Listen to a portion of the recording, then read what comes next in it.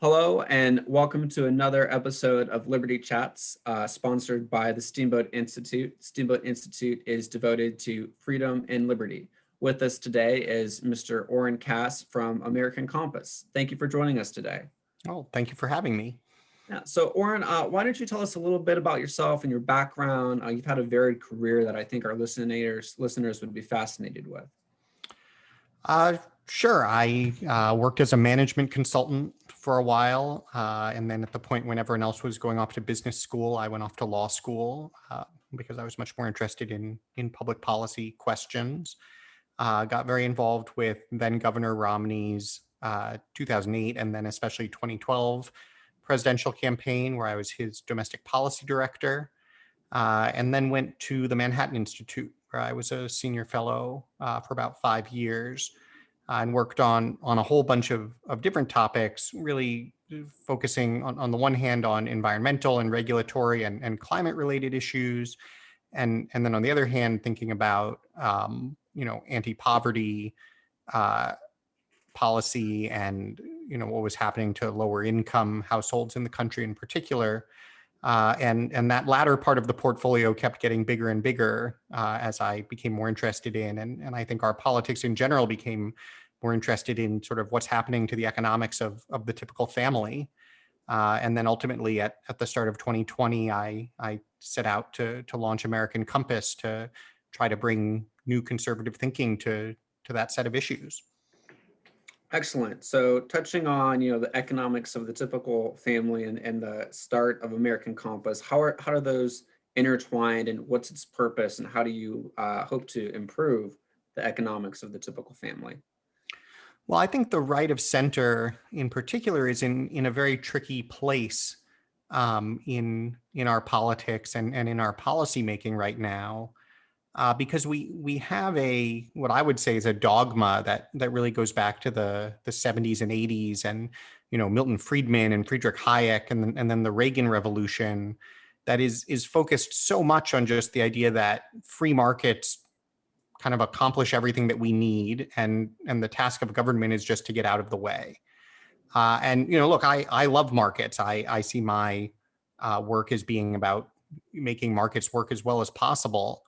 But I think recent decades have shown us that, in fact, just having free markets and economic growth and rising GDP doesn't necessarily translate into rising prosperity for the typical family. To the contrary, we've seen wages at the median really stagnate for a long time. We've seen the results of globalization and the hollowing out, deindustrialization of many parts of the economy. We've seen the concentration of prosperity in narrow geographic regions. And I think not unrelated, we've seen a lot of rising social challenges in terms of lower family formation and the collapse of families and communities, in terms of deaths of despair even. And so I think for conservatives who, worry about these things and who want to see a flourishing society, the question becomes, well, then what do policymakers do? Once we've flipped through the 1980 playbook and none of the tax cuts in it are going to solve the problem, what else do we do? We have to, I think, go back to our conservative principles and figure out how to apply them to the problems of today. That seems really difficult, actually, because I run into a lot of people who grew up in the Reagan era or who love Hayek and Friedman, and they're very devoted to the free market solving everything. And so it really seems like an uphill battle to convince these people that we need to re-examine these things. And the 1980s playbook has been tried and isn't working in 2020, 2021. How do you engage with those folks on these issues? Well, I think the key is to look at the problems that we actually have. I mean, I would be the first to say that I think Reagan got an awful lot right in 1980. Given the problems that we were facing, the Reagan agenda was very responsive to a lot of them. But if you start talking about the challenges of today that are very different from 1980, so to take one example, the rise of China, and having a near peer economy of 1.4 billion people that also happens to be run by a communist party and be authoritarian and some hybrid combination of state run and capitalist. And so you say, okay, I understand all of the economic theory of why free trade is great, but let's talk about how free trade actually plays out when the country you're trading with isn't a free market. There's actually a real tension between free trade and free markets. If free trade is going to mean that our market gets combined with one that isn't free at all. And so as soon as you recognize that challenge, I think people actually quite quickly, if they're not too dogmatic, tend to be prepared to say, okay, how should we think about that? We're not going to abandon our conservative principles, right? The answer, the answer isn't, well, we should be like China. That's that's certainly not what anybody's saying. But the idea that just, get rid of all your barriers to trade and everyone will become richer isn't actually true if who you're trading with isn't another, capitalist liberal economy, if it's China. And so, very quickly that becomes an issue people are interested in. And that's a place, I point especially to the semiconductor industry as a place that people have really noticed. All the semiconductor manufacturing has left America. We are no longer even the most advanced technologically.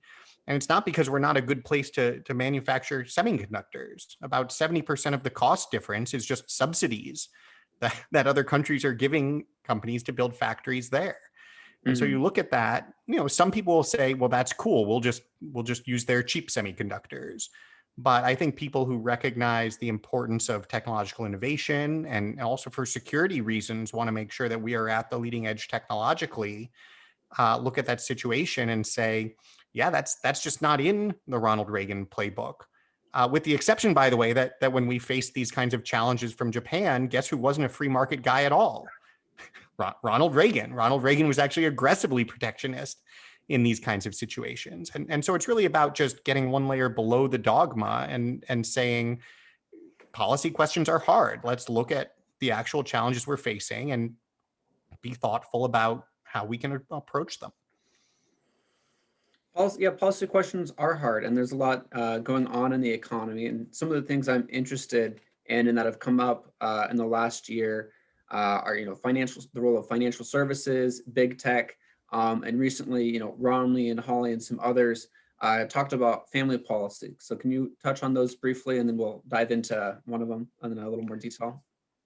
Yeah, sure. I mean, I think all of those are issues that fit this same rubric of just situations where the world looks different and we have to figure out what to do about it. I mean, financial markets today are, I would describe them as out of control. You can describe them however you want. They're certainly different than they used to be, and relatively more of the activity is things being traded back and forth, and relatively less is actually getting investment to productive places in the real economy. So that's something we have to think about and ask, is that serving our economy well? And if not, what should we do? On family policy, directly as a result of I think a lot of these economic issues we've faced, it has become much more difficult economically to raise a family, particularly on one income. Mm-hmm. And one could take the view that, well, that's just fine. We don't care. But if you do want to try to do something about it, I think obviously in the long term, the goal should be economic change that's going to make it so people can support families.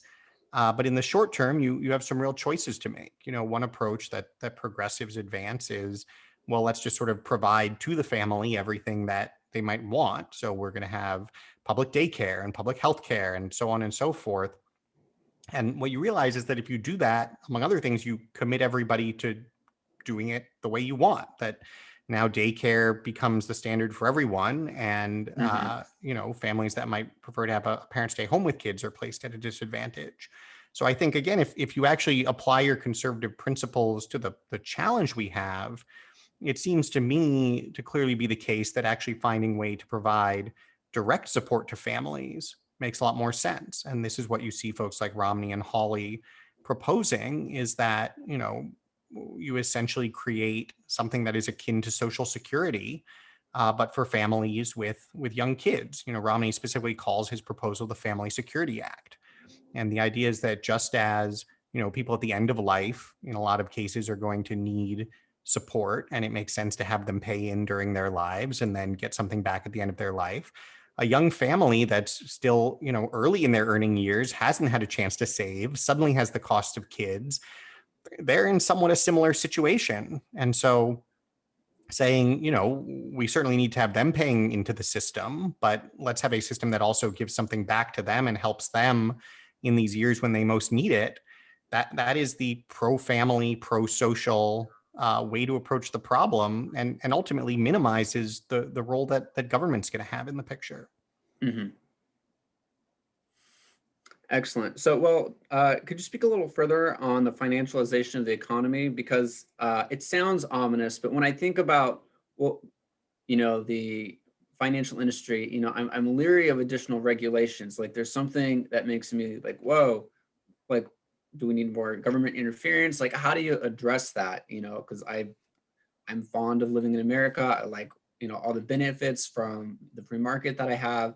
And so when I think about changing anything in that, I'm like, what are going to be the side effects of doing that? It makes me really hesitant, and I want to like pull back and really, whoa. Well, I think that's exactly the right reaction. That's my reaction too, and I think that's certainly my frustration with the approach you'll see on the left of center, which is they'll go find something that they don't like in the financial markets and say, well, we're going to pass a law saying that's not allowed. And not only do I not think that is a good model for policy making, I think a lot of times it creates at least as many problems as it solves. And so I think what we have to do is look at how the financial markets are operating and be very specific about describing what are the problems that we actually see. So, to give an example of a problem I see that I think is very significant, you have, literally trillions of dollars flowing into private equity and hedge funds, these kind of very opaque asset classes that obviously, pay extraordinary fees to the managers. And then you look at the performance of those funds, and they don't do any better than just putting your money in in an index fund. In fact, hedge funds do much worse. And so you say, well, what is going on there? And I think, again, the free market folks are right to say, well, look, if that's what people want to do with their money, who are you to tell them otherwise? But then you look at who these folks are, and the biggest flows going into these are public pension funds.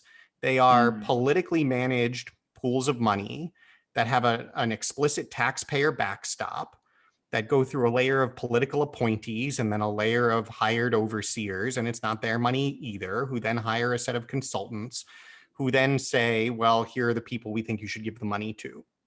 And it's actually very interesting when some folks in the pension industry have even gone on the record and said, look, one of the reasons they like private equity is that it's illiquid and opaque. So typically as an investor, if you can't get your money back out for a long time and you can't tell how your investment is actually doing, those are bad things, right? Right? You would demand a higher return for that. If you're a public pension fund manager, it turns out that actually sounds great because it looks like there's less volatility, and you also can't be held accountable for a very long time for how it's doing. And so again, this is a place where I don't think the answer is to say, well, we're going to ban private equity or we're going to ban hedge funds. But I do think we need to say, wait a minute, what are the rules under which these public pools of money get invested? I think there should be much clearer disclosure of what they're investing in and how it's performing. I think there should be very clear conflict of interest rules regarding who can advise them on making those investments versus who collects the fees. And then I think we should also have very clear benchmarks that say, look, here is how something much simpler would have done. And let's be very clear on whether you're actually getting value for your money or not. And so those are the kinds of interventions that I think should be extremely appealing to conservatives. But they have to get past this idea that, well, anything that's happening in the market is surely for the good, because that's just not true. Markets, many things that are for the good happen in markets, and we certainly want to harness their power. But doing that well also means setting the rules around them, and over time noticing when the rules aren't doing what they should, and when we need different rules. Definitely. Further question, because that was a really fascinating example. Who would look into that issue? I mean, could we trust the SEC or another agency, or does Congress really the one that needs to dive into this issue? Like, how would we actually get the kind of things that you just described a moment ago? Well, I think there are a few ways to do it. So obviously, one is legislative. You could pass a law saying, these are the accounting standards that people need to be held accountable to. Um, in some cases, you can also do it through regulation, and you can say, any fund that's operating in a certain way must release these types of data X, Y, Z, or these kinds of transactions will be presumptively considered conflicts of interest. Ultimately, I think there's probably some new legislation that's required, and that in particular, what we need to do is just say, look, if you are a fund that wants to be taking public investments, here's sort of the standard of transparency that you have to adhere to. And I think that is an appropriate function for government to set that kind of guideline. And frankly, I think it's something that probably makes a lot of sense for the federal government to do. It's very interesting to contrast the U.S. system to Canada's. Canada decades ago said we have all these provinces, we have all these public pension funds. If each one goes its own way, it's going to be inefficient, and a lot of it's going to be poorly managed, and they're not going to have any leverage in the marketplace. Let's instead essentially create a pension management agency that, again, we've already decided this is something the government's going to do, right? You can take the position we shouldn't have public pensions, and sure, go have that fight. But as long as we have public pensions, we're going to have standards for managing them. And there's a lot to be said for pooling resources together and having clear rules. And so I think that's something that we should want to see more of.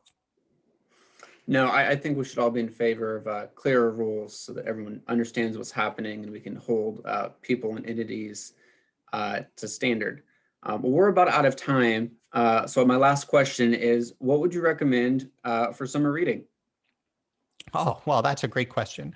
We actually have on our website, we created something that we call required reading, which is a pretty long list of different readings on different topics that we think sort of trace the genuine tradition of conservative economic thinking that's really been lost somewhat in recent decades. And so it starts with some quite dense stuff from the 1800s that I wouldn't necessarily recommend for summer reading, but then it gets into some really important work from the middle of the 20th century, some of the best commentary over the last 20 years, including from some of our current elected officials. I think folks like Senator Rubio and Senator Hawley have put out some really interesting work. So if you just Google it, it's called Foundations of American Renewal, and it should be the first thing that pops up. And bunch of anything from 100,000 words to 2,000 words. There's something interesting there. Excellent. I'll have to check it out. Well, thank you for joining us today, Oren. I really appreciate your time. And thank you for listening to the Steamboat Institute's